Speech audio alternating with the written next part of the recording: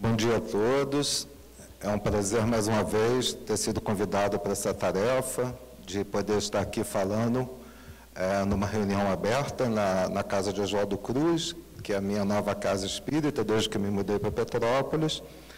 E a primeira palestra que eu fiz aqui, eu tinha feito uma palestra biográfica, eu tinha falado sobre a vida e a obra, a missão de Allan Kardec. E depois as pessoas falaram, por que você não tenta falar sobre um tema do Evangelho e tudo? Aí eu peguei e pedi inspiração a Deus, também um mentor espiritual, que me orientasse para que eu pudesse escolher um tema, que fosse um tema que principalmente eu precisasse escutar.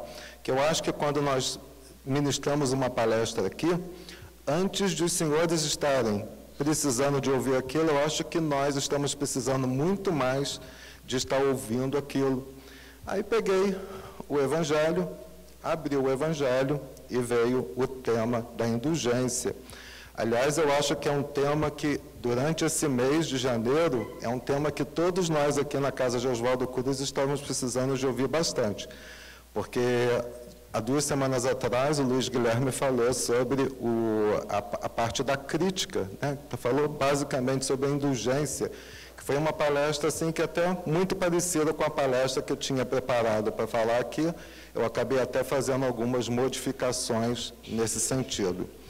E eu realmente vi, eu tenho que assumir uma meia-culpa aqui agora, que eu realmente estava sendo muito pouco indulgente com as pessoas, muito pouco. Eu estava criticando muito, julgando muito as pessoas às vezes que me queriam o bem, mas que eu não conseguia entender que a pessoa estava chamando a minha atenção porque queria o meu bem. Passei por algumas situações lá na minha vizinhança, problemas assim com vizinhos intolerantes que achavam que eu tinha que parar o meu carro dentro da minha garagem, eu parava na rua, aí ficava implicando, recebia até bilhetinho anônimo pedindo para não parar mais no lugar que eu estava parando. E eu fiquei julgando as pessoas e depois eu parei, pensei bem e falei, eu acho que realmente eu estou precisando de aprender com isso tudo. E a palestra veio muito a calhar com isso, com o que eu estava vivendo naquele momento e ainda estou vivendo. E eu sempre gostei muito de estudar, na época que eu estava me preparando para o vestibular, depois que eu entrei na faculdade, eu adorava ajudar os meus amigos. E como é que eu ajudava os meus amigos? Eu estudava bastante o tema para poder ensinar a eles depois, e daquela forma eu aprendia mais. Então, acho que foi uma oportunidade que Deus deu, principalmente a mim, de aprender um pouco mais sobre a indulgência, tá bom? Uma outra coisa que eu gostaria de falar também é que a gente convive com os irmãos da casa e às vezes nós estamos dando aqui palavras, mas existe uma grande diferença entre você ser um evangelizador e você ser um doutrinador. Você fazer uma palestra sobre um tema do Evangelho, por exemplo, se Francisco Cândido Xavier estivesse aqui ministrando a palestra, Divaldo Pereira Franco, que são pessoas que vivenciam na vida deles a cada minuto o Evangelho, é uma coisa. Então, eu ainda estou buscando, também como eles estavam querendo trilhar, então eu me considero mais como um doutrinador nesse momento, porque eu estudei um tema da doutrina, do Evangelho e da doutrina, para poder falar para vocês. Uma outra coisa que eu acho importante também é que às vezes a gente ouve as palestras e durante as palestras a gente vai falando com muita... Porque como aquilo já está calado dentro da gente, a gente já estudou tanto, temas que são temas da doutrina, princípios básicos da doutrina, então a gente vai falando daquilo com uma propriedade muito grande e às vezes a gente fala aqui, a gente vai comentando isso e às vezes as pessoas que não estão muito acostumadas dentro da doutrina ou que estão novas na doutrina ficam um pouco perdidas e às vezes mesmo aquelas pessoas que já são antigas na doutrina, que já estudaram isso há muito tempo, às vezes esquecem um pouquinho alguns conceitos. Então eu tomei assim a iniciativa de preparar um pouquinho esses temas que eu acho que são importantes, que quando eu for falar da indulgência, eu vou usar bastante alguns desses temas e vou estar relembrando a vocês por que eu coloquei isso aqui nesse momento, tá bom? Então, eu gostaria de falar inicialmente sobre os princípios espíritas, que eles foram exatamente elaborados para a restauração do Evangelho de Jesus, ou seja, para renovar o homem e o seu futuro espiritual. Quais são os 5 princípios espíritas da doutrina, né? São Deus, a gente tem então que Deus é a causa primária de todas as coisas, a gente acredita nisso. Acreditamos também na doutrina espírita, na pluralidade dos mundos habitados, ou seja, que em todos os planetas do universo, em todos os mundos, nós temos habitantes. Às vezes a gente não percebe porque eles não usam o mesmo tipo de veículo que a gente, mas a gente tem os mundos aí diversos, eles são habitados. A comunicabilidade com os espíritos foi uma coisa que, inclusive, propiciou a codificação da doutrina, que foi através do recebimento de mensagens dos espíritos, que Allan Kardec pôde, então, escrever o primeiro livro, que foi o Livro dos Espíritos, que foi a espinha dorsal da nossa doutrina, para que a doutrina toda pudesse ser codificada. E o que tem mais a ver exatamente com a nossa palestra são esses 2 últimos, que é a imortalidade da alma e a reencarnação. Com relação à imortalidade da alma, todos nós temos que entender que nós estamos aqui, nesse momento, num veículo carnal, vivendo uma das diversas existências da nossa vida inteira, mas, na nossa essência, nós somos espíritos e, como espíritos, nós somos seres imortais. Tá? Então, isso é uma coisa que deve dar para a gente, inclusive, um consolo muito grande, só de saber que você é espírito, que você é imortal, né? E que você tem um Pai bondoso, que te dá a oportunidade de vir aqui, ou seja, de reencarnar várias vezes para que você possa evoluir espiritualmente, crescer como espírito até você chegar a espírito puro, mostrar então que o bom Pai deixa essa porta aberta para que você possa exatamente fazer a reparação dos seus erros e crescer. Isso é uma coisa que eu acho muito consoladora, que eu acho que é uma das coisas mais importantes da doutrina. E uma outra coisa também, que eu acho bastante importante, é que dentro da doutrina espírita, Deus nos deu uma ferramenta que é uma ferramenta importantíssima para que a gente possa utilizar, para que a gente possa crescer espiritualmente, para que a gente possa efetuar a nossa reforma íntima, que é o Evangelho de Jesus. Então, o Evangelho segundo o Espiritismo, ele tem que ser não só nosso livro de cabeceira. Eu costumo falar que ele tem que ser o nosso livro de bolso. É por isso que eu tenho o meu evangelho pequenininho, porque para onde eu vou, eu carrego ele dentro da minha bolsa. Que no momento que você está, às vezes, de fraqueza, que você está ali querendo uma intuição, alguma coisa, você abre, ao acaso, uma página do evangelho e você vai ver que você vai ter uma resposta para o que você está precisando naquele momento.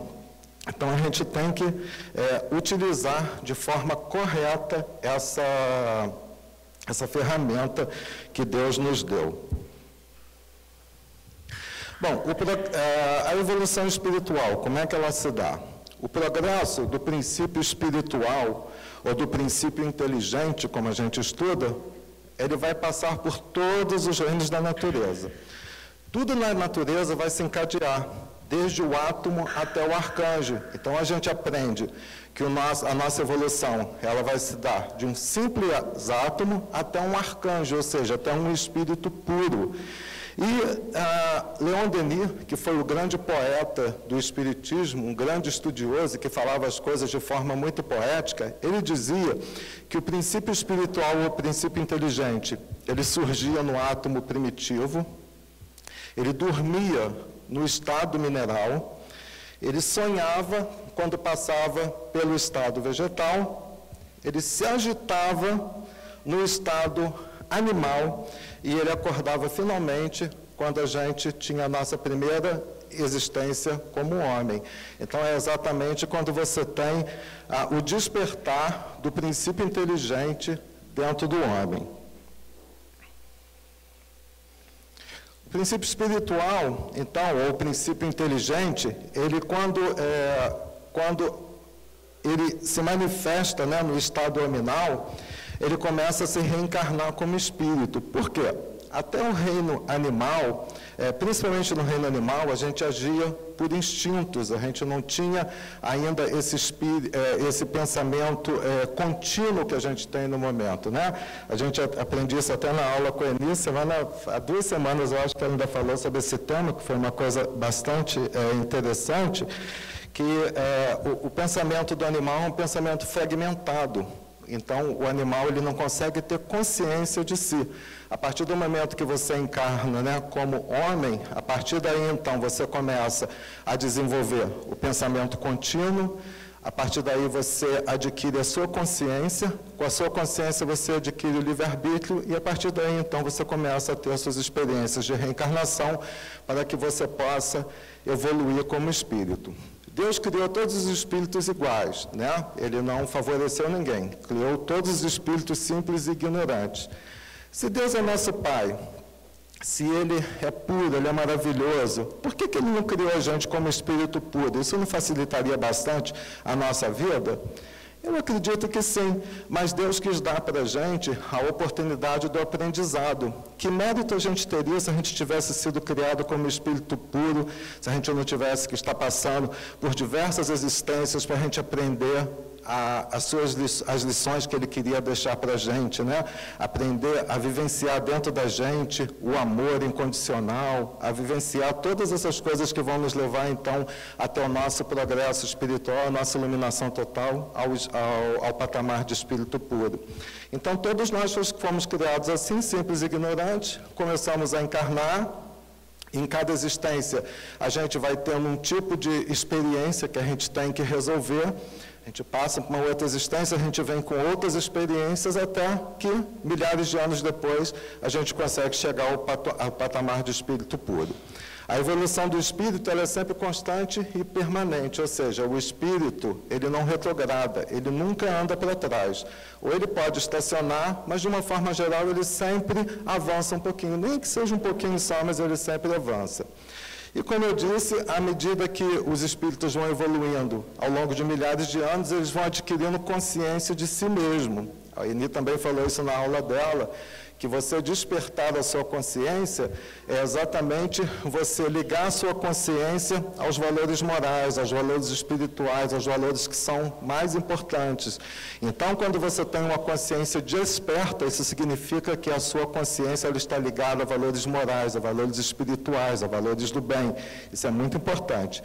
E na última encarnação, então, finalmente, o espírito vai se tornar um espírito puro, né? Que é um espírito do patamar de Jesus e de todos os outros diretores dos diversos planetas, dos mundos habitados aí que nós temos no universo. Nós temos uma escala espiritual, não só para os espíritos, mas assim também como para os planetas, né? Nós ainda estamos aqui, olha, querendo passar de espírito imperfeito para espírito bom, né? Os espíritos imperfeitos são aqueles que ainda visualizam o mal, ainda agem com orgulho, com egoísmo, algumas vezes com perversidade, algumas vezes com agressividade. Se nós estamos aqui, estamos tentando evoluir, fazer a nossa reforma íntima, é lógico que a gente quer praticar o bem e a gente tenta nortear o nosso comportamento para a prática do bem, mas nós ainda estamos ali passando de espíritos imperfeitos para os espíritos puros. Todos nós aqui somos espíritos que estamos na nossa caminhada, somos irmãos de caminhada. Então, temos os espíritos bons também que vão focar na prática do bem, e os espíritos puros, que eles vão ser inteligência pura, sabedoria, amor incondicional. Quais são esses espíritos puros? Eu já falei, são os Cristos, né? O Jesus Cristo que veio aqui para a Terra, e diversos outros espíritos que são diretores dos planetas. O nosso planeta Terra, nós estamos agora numa fase de transição do mundo de provas e expiações para um mundo de regeneração, porque os planetas também têm as suas fases evolutivas. A Terra já foi um planeta primitivo, passou para o planeta de provas e expiações, agora a gente está mudando para um planeta de regeneração, depois vamos ser planetas ditosos, a Terra também ela vai evoluir.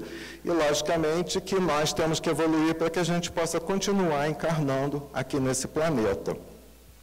Uma outra coisa interessante que eu gostei muito, que eu ouvi outro dia, foi essa citação da Joana de Ângelo, que fala que o homem é um ser bio, psico, sócio espiritual. O que isso quer dizer?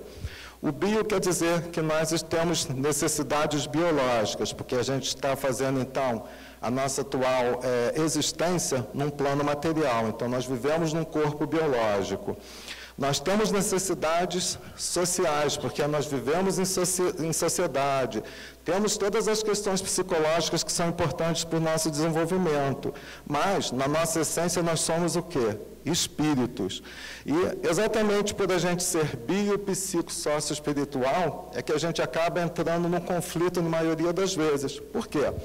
Por sermos espíritos, na nossa consciência, a gente saber o que é certo, na maior parte das vezes, como a gente ainda não foca a nossa vida numa vida espiritual, a gente tem que, primeiro, as necessidades biológicas, depois as necessidades sociais, as necessidades psicológicas, a gente acaba muito entrando em conflito, porque a consciência nos diz o que é certo, mas a gente nem sempre age da forma que é certa, porque a gente age da forma que a gente acha que naquele momento é a melhor e a mais adequada para a gente. Eu até gostaria de ler aqui rapidamente um trechinho do Evangelho segundo o Espiritismo, que fala sobre a verdadeira propriedade. Porque nós, na verdade, não somos nada, nós estamos alguma coisa, isso que a gente não entende. Verdadeiramente, o homem só possui como sua propriedade o que pode levar desse mundo. O que encontra ao chegar e o que deixa ao partir, ele desfruta durante a sua permanência na terra. Mas, visto que é forçado a abandonar tudo isso, ele tem apenas o seu usufruto e não a posse real. Então, o que é que ele possui?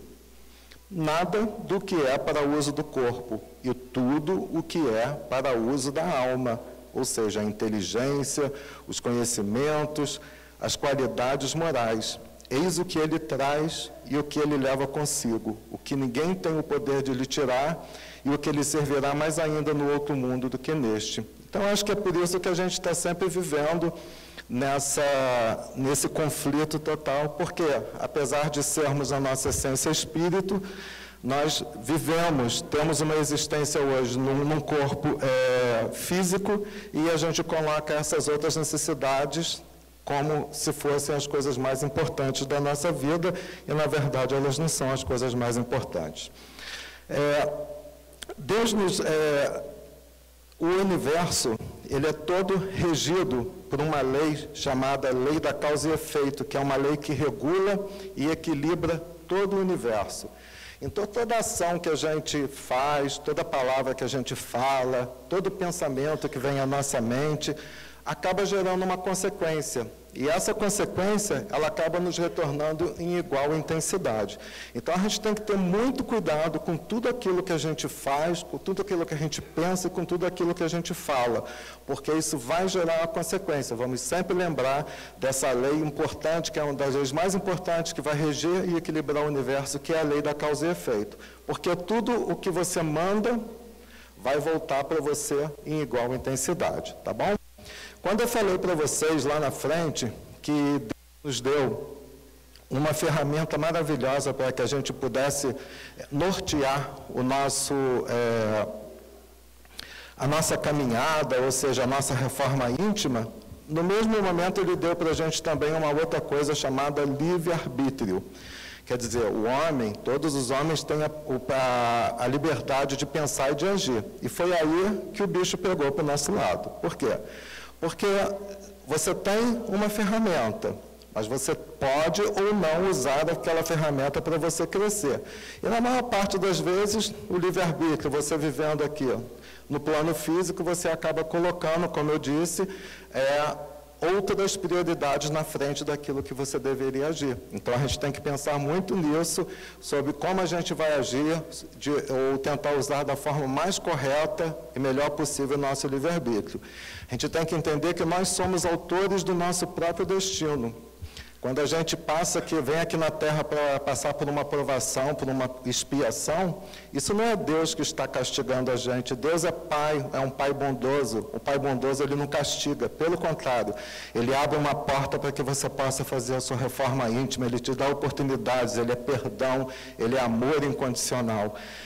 Quem é que faz isso tudo? Quem é que cria essas provas, essas expiações? Somos nós mesmos. Olha a lei da causa e efeito. Se eu faço uma coisa errada, eu vou ter que resgatar aquela coisa mais na frente. Então, não vamos ver Deus como um Deus vingativo, como um Deus mau, como aquele pai que castiga. Deus é um pai amoroso. Tudo que acontece na nossa vida, todos os resgates, todas as provas, as expiações que a gente faz, foram decisões erradas que a gente tomou no momento que a gente deveria tomar uma decisão correta, tá? Então, nós somos os autores do nosso destino. Então, a gente não pode culpar Deus, culpar ninguém pelas coisas que nós estamos passando, que só nós podemos fazer essas coisas para nós mesmos. E o resgate, gente, é uma correção, ele nunca é um castigo. Então, quando a gente estiver passando por uma situação de um resgate, a gente tem que agradecer a Deus pela oportunidade que Ele está dando, da gente ter resgatado aquela coisa errada que a gente fez. Então, aceitar aquilo de uma forma tranquila, pacífica, tendo consciência que você foi o causador daquilo para você mesmo. O resgate também ele pode ocorrer tanto numa existência atual como numa existência futura. E uma coisa fantástica, como eu falei, Deus é caridade, é um Pai misericordioso, de amor incondicional.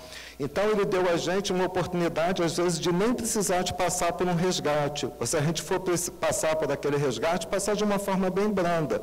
Basta que a gente tenha na vida somente atos positivos, atos caritativos. Então, eles vão exatamente reparar ações delituosas do nosso passado. É como se a gente estivesse fazendo uma poupança no céu. Toda vez que você pratica o bem, que você pratica o amor, que você pratica a caridade, você está, então, conseguindo angariar pontos para que você possa mudar o seu próximo destino. Então, você vai ter que realmente, vai passar por bem menos coisas do que você precisaria passar. Com relação ao Evangelho, que é aquela ferramenta que Deus nos deu, né, para que a gente possa fazer a nossa reforma íntima, o Evangelho, normalmente, ele está dividido em 5 partes. As 4 primeiras partes, atos comuns da vida de Cristo, os milagres de Cristo, as predições e as palavras que serviram para o estabelecimento dos dogmas. Essas 4 partes, elas são extremamente controversas. E é aqui que a grande parte das religiões cristãs, elas ficam se degladiando, brigando. Porque, por exemplo, usam palavras que serviram para estabelecer dogma, cada um tem um dogma diferente, cada um faz uma coisa, cada um quer dizer uma coisa da vida do Cristo. Então, as religiões, normalmente, elas não concordam, são muito controversas nessas 4 primeiras partes. Agora, a 5ª parte do Evangelho, que é a parte do ensino moral, essa é inatacável. Nessa ninguém pode mexer, porque ninguém vai poder mexer com a moral que nos foi ensinada pelo Cristo. Tá? Então, isso é bastante importante. Uma outra coisa que eu acho muito bacana é que o Sermão da Montanha, ele é a síntese da mensagem de Jesus. Ele começa, então, com as bem-aventuranças. Então, toda vez que você vai estudar o Evangelho, você tem as bem-aventuranças. Eu vou até ler para vocês rapidamente aqui as bem-aventuranças. Bem-aventurados os pobres de espírito, porque deles é o reino dos céus. Bem-aventurados os que choram, porque serão consolados. Bem-aventurados os mansos, porque herdarão a terra. Bem-aventurados os que têm fome e sede de justiça, porque serão fartos. Bem-aventurados os misericordiosos, porque encontrarão a misericórdia. Bem-aventurados os puros de coração, porque verão a face de Deus. Bem-aventurados os pacificadores, porque serão chamados filhos de Deus. Bem-aventurados os que sofrem perseguição por causa da justiça, porque deles é o reino dos céus. Bem-aventurados sois vós, quando vos injuriarem, perseguirem e mentirem, dizendo todo mal contra vós por minha causa. Exultai-vos e alegrai-vos, porque é grande o vosso galardão nos céus, porque assim perseguiram os profetas que foram antes de vós. Então, nessas bem-aventuranças e no Evangelho de Cristo, estão então as máximas de Cristo descritas com bastante clareza. Esses são os passos que o Cristo nos deu para que a gente possa chegar ao famoso reino dos céus. E para que a gente possa fazer isso, ele sempre nos chama à prática da caridade e da humildade, que são os desdobramentos do amor. Isso é bastante importante. Eu gosto muito de ler sobre a vida de grandes personagens, e eu sou fã do Mahatma Gandhi, que foi um pacifista indiano que viveu entre os anos de 1869 e 1948. E o Mahatma Gandhi dizia: se toda a literatura do Ocidente se perdesse da noite para o dia e só restasse o Sermão da Montanha, que nada estaria perdido. Então vejam a importância que o Sermão da Montanha tem na literatura do Ocidente e como ela é importante para a humanidade hoje em dia, né? O Evangelho segundo o Espiritismo, então, esse livro que eu mostrei para os senhores aqui, que eu falei que deveria ser o nosso livro, né, de bolsa, não um livro de cabeceira, como é que surgiu o Evangelho segundo o Espiritismo? Bom, o Evangelho segundo o Espiritismo, a espinha dorsal da nossa doutrina é o Livro dos Espíritos, né? Foi o livro básico que saiu dali, saiu toda a doutrina espírita. Ele é dividido em 4 partes. A terceira parte, que vai falar exatamente sobre essa parte moral, né, sobre todas as questões morais, o Evangelho segundo o Espiritismo, ele sai exatamente dali. Ele foi editado pela primeira vez no dia 2 de abril de 1864, e ele vem falar, então, sobre as máximas de Cristo e sobre as revelações das leis espirituais, explicadas de uma forma geral pelos espíritos superiores. Ele contém 28 capítulos, sempre tem na primeira parte do capítulo citações bíblicas de Jesus, né? Então vai ter assim frases que Jesus falou, que estão escritas nos Evangelhos, e a segunda parte vai ser exatamente a parte das instruções dos espíritos. Então, espíritos superiores que vão estar esclarecendo os homens e convidando os homens, então, à prática do bem, que seria, então, um código de conduta para uma vida excelente. Eu costumo ver as instruções dos espíritos como as vozes do céu, aquelas vozes que vêm do além para nos despertar para tudo isso. E a gente diz que como o Evangelho segundo o Espiritismo, ele une a fé e a razão, então é ali que a gente tem uma fé raciocinada, que é uma coisa muito importante, você poder raciocinar em cima da fé, né? E quando a gente fala, então, que os ensinamentos de Cristo, eles vêm para implantar o reino dos céus aqui na Terra, o que seria o reino dos céus na Terra?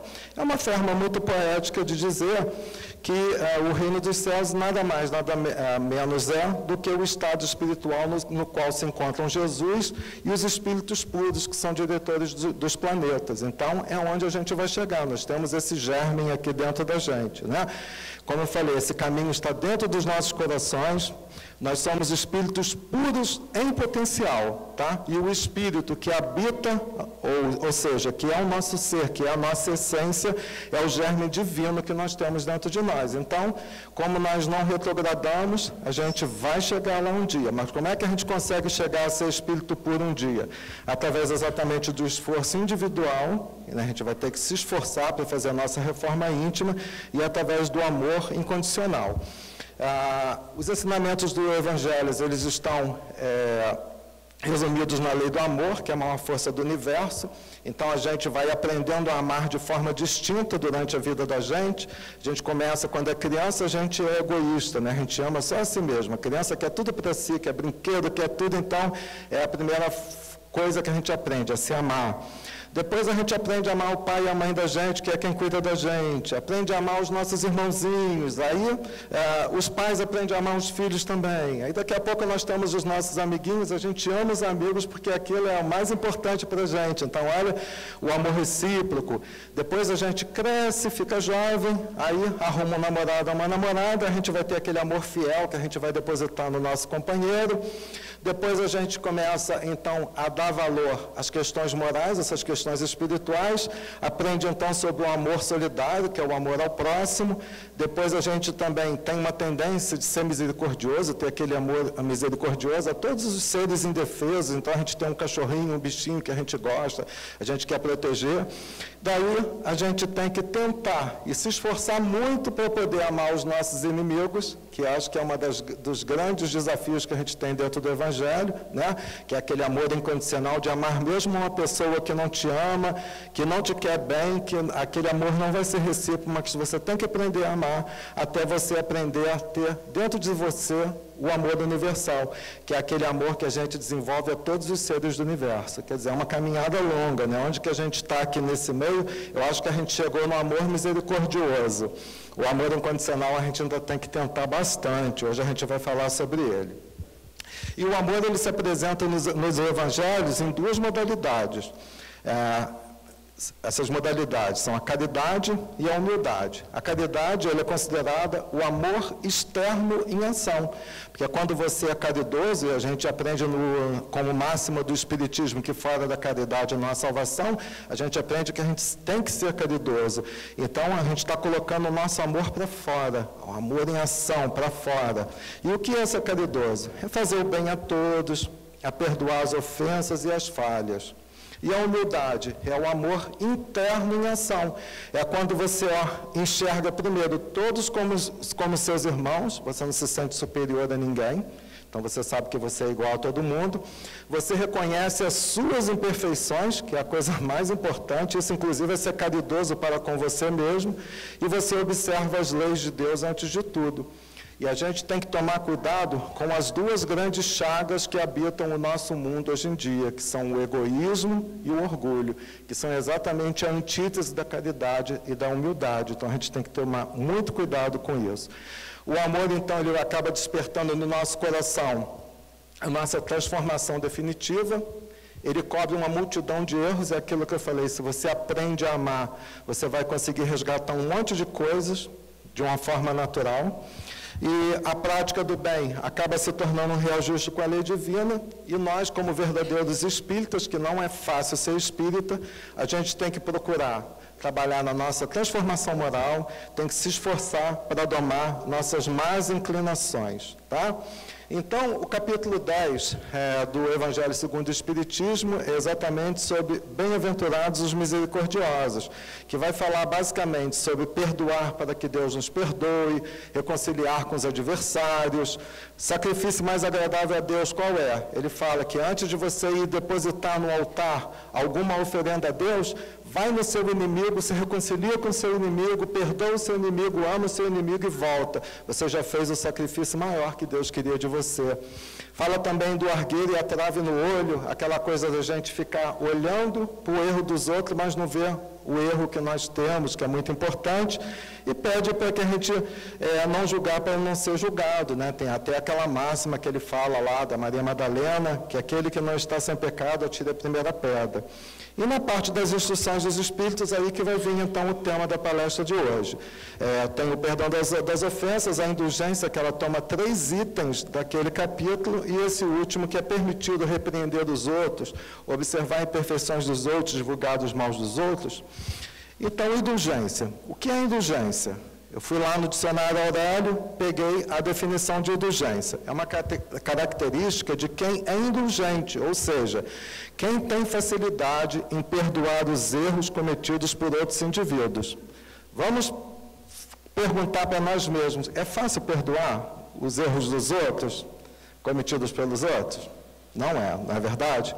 Então, o que é a indulgência? É a clemência, é a tolerância, é o perdão, é o ato de absolver alguém de um castigo ou de uma punição. No âmbito religioso, várias religiões também têm a tal da indulgência plenária. Por exemplo, na Igreja Católica, você pode ir confessar com o padre os seus pecados, você confessa com os padres os seus pecados, que é um dos dogmas lá que eles têm, né, da igreja, e o padre, então, vai te dar o perdão dos seus pecados. Então, seria a indulgência que a igreja te dá, perdoando os seus pecados. E para que a gente faz isso na Igreja Católica? Normalmente, a gente vai fazer a confissão dos nossos pecados para que a gente esteja apto a receber um dos maiores, para mim, o maior sacramento da Igreja Católica, que é a comunhão. O que é a comunhão? É você receber o corpo de Cristo dentro de você. E o padre fala para você, você está perdoado, pode ir, faz o que você quer, leva a vida à vontade. Não, ele fala, meu filho vai, normalmente ele te recomenda orar. Por que ele te recomenda orar? Ele vai até mandar você rezar Pai Nosso, Ave Maria, mas ele está pedindo para você entrar em sintonia com Deus através daquela oração. E não peque mais. Então ele está tentando mostrar ali um ato que Jesus fazia. Jesus, quando curava o pecado dos homens, o que é que ele faria? Você está curado, meu filho, vá agora, a sua fé te curou, o seu repreendimento te curou, vá e não peque mais. Então, eu acho que é dessa forma que a gente tem que entender. Etimologicamente, ele vem de um termo latim que significa indulgente, ou indulgente, que significa bondade, para ser gentil ou perdão de uma pena. Tá? Então, é uma qualidade humana bastante louvável, porque ela vai representar a bondade que nós temos dentro de nós e a capacidade que nós temos de ser tolerantes às ações, e não só às ações, mas também ao jeito das pessoas serem, particularidades de cada pessoa. Cada pessoa é um universo, a gente não pode querer transformar as pessoas. Eu sou de um jeito, por quê? Eu sou um espírito que trouxe informações comigo de outras vidas. Cheguei aqui e vivi um tipo de vida que só eu sei o que me levou a ser como eu sou. Então, eu não posso julgar o meu irmão, eu tenho que aceitar o meu irmão como ele é. Isso é uma coisa também muito difícil, tá? Essa coisa de respeitar a particularidade dos outros. E eu vou fazer uma pergunta aqui para vocês. Responda com sinceridade. Alguém aqui já julgou hoje? Já julgou com alguém? Com certeza, né? Olha que eu estou trabalhando isso dentro de mim, mas eu, sem querer, às vezes, em pensamento, já estou julgando uma pessoa. Você seria capaz de lembrar quantas vezes você julgou ontem? Julgou as pessoas, atos das pessoas, coisas que você viu, às vezes coisa que nem te diz respeito. Você passa na rua, vê uma coisa acontecendo, você sai julgando. E o mundo hoje, depois da internet, o mundo nos tornou pessoas muito impositoras daquilo que a gente acha da nossa verdade. Todo mundo virou juiz. Eu tenho certeza que essa semana, com 207 milhões de habitantes no país, eu tenho quase certeza que, tirando as crianças que ainda não se preocupam com isso, e algumas pessoas que são apolíticas, que a grande maioria do Brasil julgou, por exemplo, o ex-presidente Lula. Ele teve o julgamento dele, mas todo mundo julgou ele, não julgou? Todo mundo julga os políticos todo dia. Você abre o seu Facebook, o que você vê o tempo todo no Facebook? Julgamento, julgamento, julgamento, as pessoas, e as pessoas são maldosas, tomara que ele seja enforcado em praça pública, tomara que morra apedrejado, tomara que apodreça na cadeia. Então você vai vendo coisas desse, e as pessoas, às vezes, uma simples coisa que aconteceu com ela, elas colocam ali de forma totalmente indignadas, as pessoas vão ficando indignadas com as coisas que elas veem. Por quê? A gente hoje vive uma fase onde a gente acredita nos direitos humanos, que a gente tem direito para tudo. Então, a gente se sente no direito de tudo. É como se a gente fosse um grande juiz, a gente quer julgar todo mundo o tempo todo. Tá? Então, o Espiritismo diz que a indulgência é um sentimento doce e fraternal que todo homem deve alimentar para com seus irmãos. Tá? Que no campo da indulgência, todos nós precisamos ser indulgentes. Por quê? Porque todos nós somos carentes. Por quê? Porque nós somos imperfeitos. Lembra da nossa escala evolutiva? Que nós ainda somos espíritos imperfeitos, que estamos aqui encarnando, tentando nos evoluir, tentando fazer a nossa reforma íntima. Então, se você quer ser indulgente, lembra da lei da causa e efeito? Se você quer indulgência para com você, seja indulgente com os outros. Você dá, aquilo volta para você. Então, a gente tem o dever de cultivar. Não é uma coisa fácil de fazer, mas é como se fosse um exercício. Então, você todo dia tenta praticar. Quando você pensar numa coisa, fala, meu Deus, eu não posso pensar nisso. Aí tenta imediatamente mudar, tenta ver uma qualidade daquela pessoa. Se você for praticando isso, chega um momento que você acaba tendo isso como uma prática dentro de você. E é impossível amar a Deus sem você praticar a caridade. E se você não for indulgente com o próximo, quer dizer, se você não perdoa o próximo e não tenta entender o próximo e aceitar como ele é, você não está sendo indulgente. Ainda sobre o que é indulgência. é uma das virtudes que caracteriza o verdadeiro cristão. Por quê? O verdadeiro cristão ele tem que ter uma postura complacente, compreensiva, que adota perante as faltas e imperfeições dos próximos. Ser indulgente, isso está escrito no Evangelho, é saber relevar, perdoar, esquecer, dissimular, diante de tudo que possa ser reprovável no comportamento dos semelhantes. Quais são os benefícios, então, ao próximo que a gente vai causar sendo indulgente para com eles?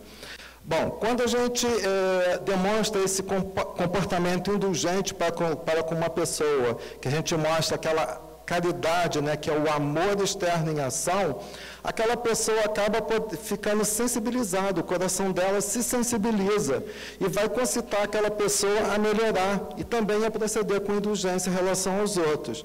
E muitas das vezes a pessoa pode até tentar regenerar as suas possíveis faltas se ela tem compreensão por parte de um irmão.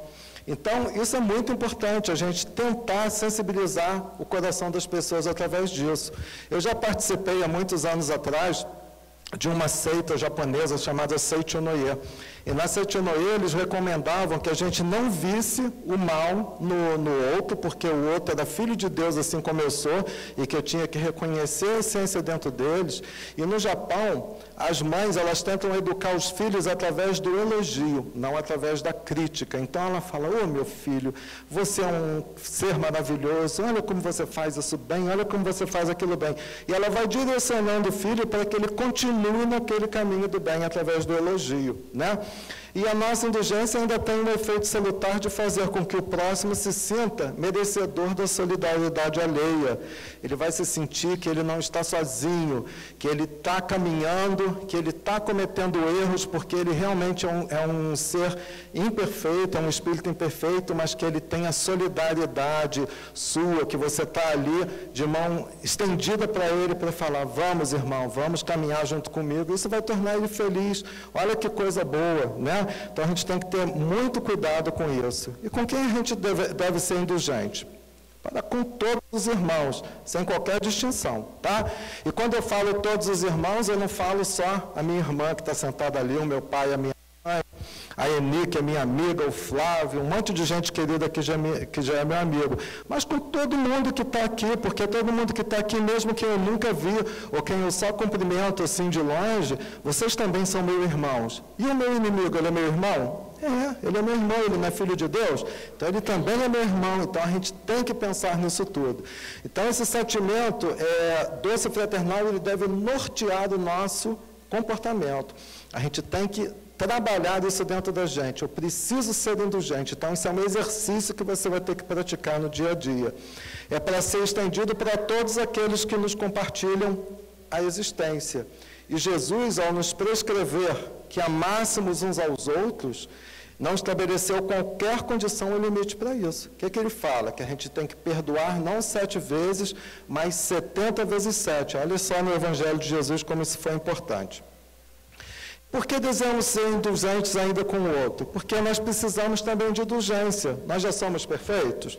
Lembra que eu falei que nós somos espíritos imperfeitos, que estamos caminhando, que estamos aqui tendo diversas existências, reencarnando aqui para a gente poder aprender? Então, se você quer, lembra da lei da causa e efeito? Se você quer indulgência para com você, seja indulgente para com o próximo. Seu Pai, pela sua infinita bondade, usa constantemente de indulgência para conosco. Imagina se Deus, que é nosso Pai, ele não fosse misericordioso e indulgente com a gente. A gente estava ferrado, não é verdade? Não tinha caminho para a gente. Como dizem aquelas novelas que falavam, a gente já tinha ardido no mármore do inferno, né? Porque não teria mais jeito. Então a gente tem que pensar nisso, olha só. Deus está dando o tempo todo sendo indulgente e misericordioso com a gente, vamos ser indulgentes também, misericordiosos com as pessoas o tempo todo. E a indulgência de que Deus se utiliza para conosco constitui o efeito reversivo da indulgência que usamos para com nossos semelhantes.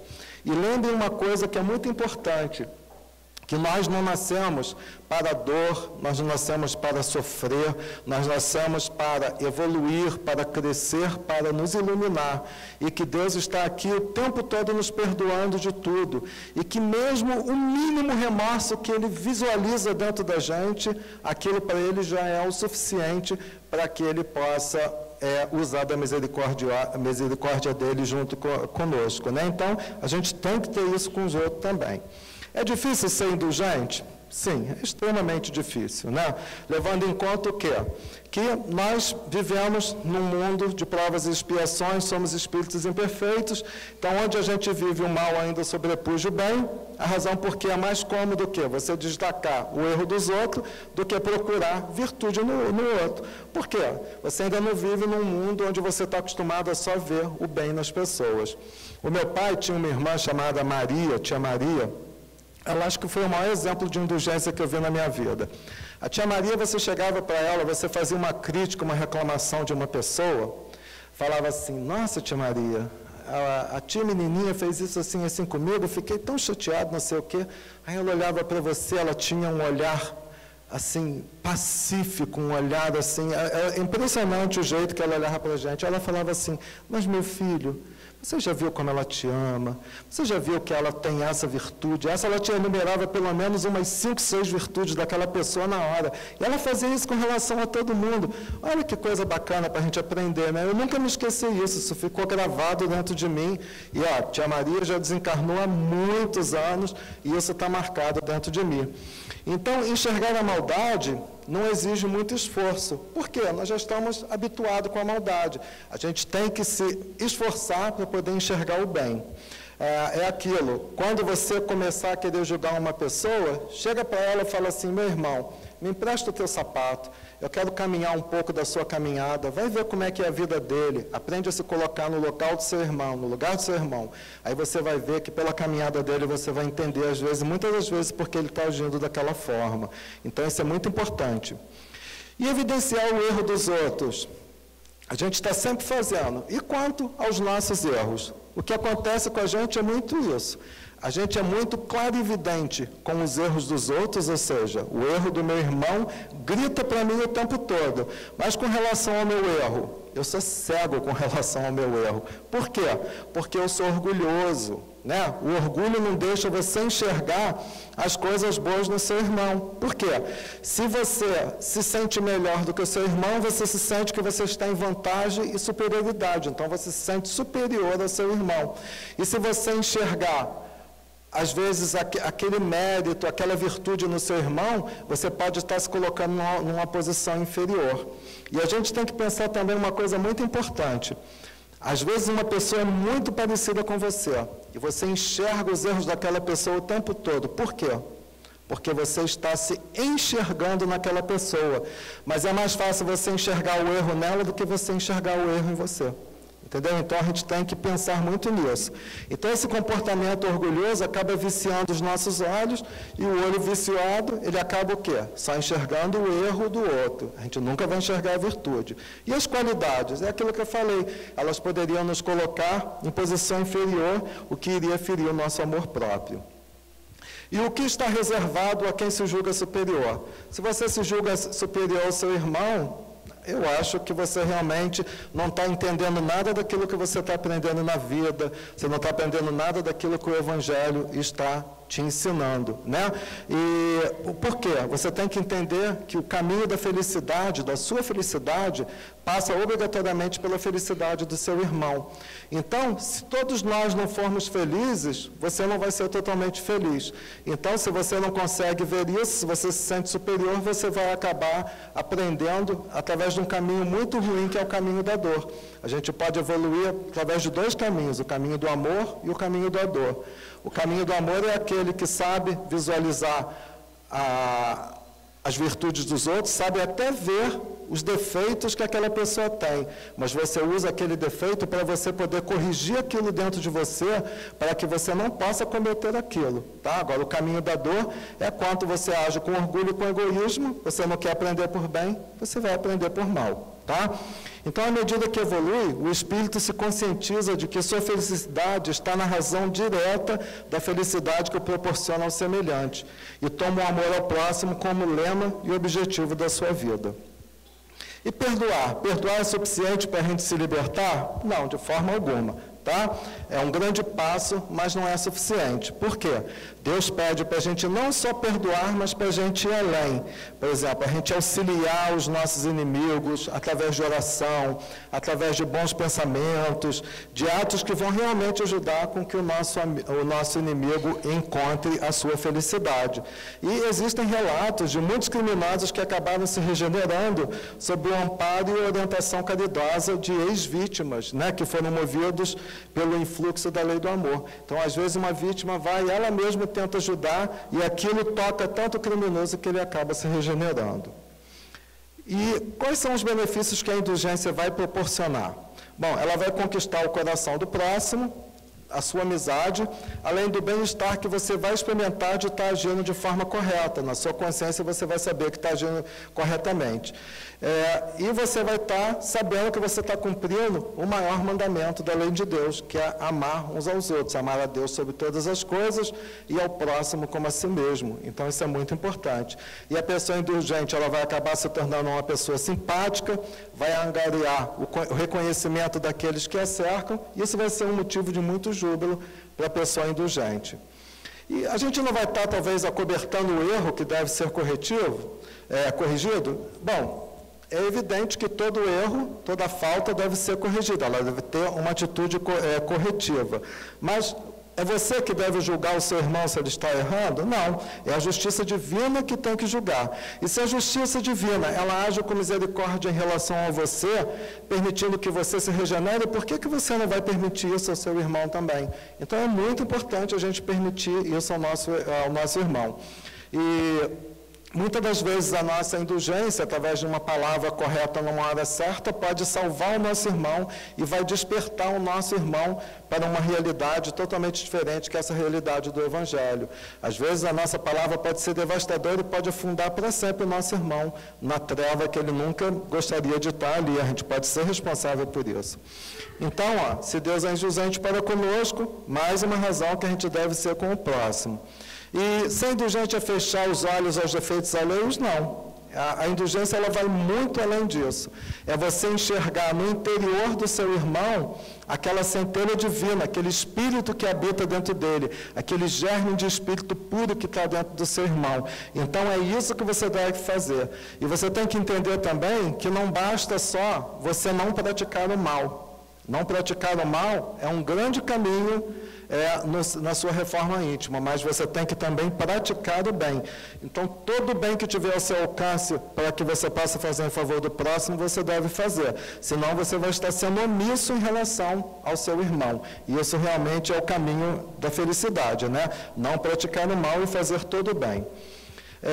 A indulgência é uma forma de praticar a caridade, porque a partir do momento que você reconhece que o seu irmão ele está errando, mas que ele tem dentro dele essa centelha divina, você reconhece virtudes no seu irmão, então você está sendo caridoso com ele, você está estendendo a mão para uma pessoa que está precisando, né?